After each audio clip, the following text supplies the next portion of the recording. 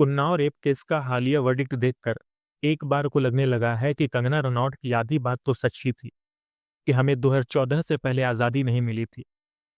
और पूरा सत्य यह है कि आम आदमी न कल आज़ाद था, न आज है और न ही कल होगा।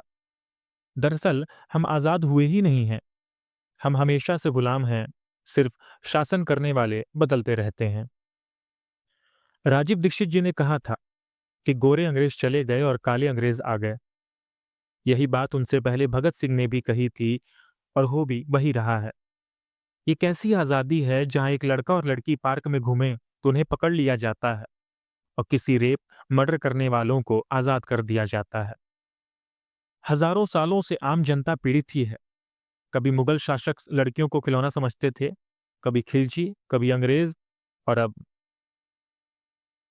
एक आरोपी को, वह भी रेप जैसे घिनौने जुर्म का, जब जेल से बाहर निकाल दिया जाए तो इससे तो फिर जितने बड़े बड़े लोग हैं उनका मनोबल ही बढ़ जाएगा और हर कोई नेता बनना चाहेगा कि नेता बनकर देश के लिए काम करो या ना करो, लेकिन कुछ गलत करके बस 2-4 साल में जेल से बाहर आ ही जाएंगे, और वह भी गलती से पकड़े गए तब, वरना आधे से ज्यादा केसेस में तो सबूत ही गायब कर दिए जाते होंगे।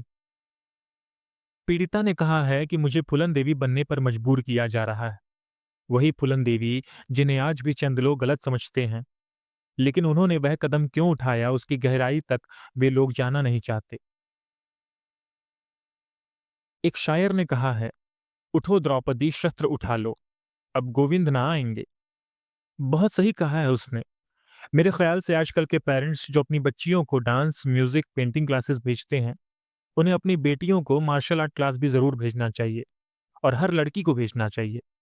कम से कम वे अपना बचाव करना तो सीख ले, और आत्मरक्षा में किसी पर वार करने का अधिकार हमारा कानून हमें देता ही है। सबसे कमाल की बात यह है कि जब इस बात पर किसी से सवाल पूछा जाए तो वे कहते हैं, अच्छा ये बताइए, इनसे पहले उन्होंने भी तो किया था। अरे महाशय, उन्होंने किया था तभी तो आम जनता ने उन्हें हटाया है, और अगर आप भी वही करने लग जाओ तो जनता भरोसा किस पर करेगी।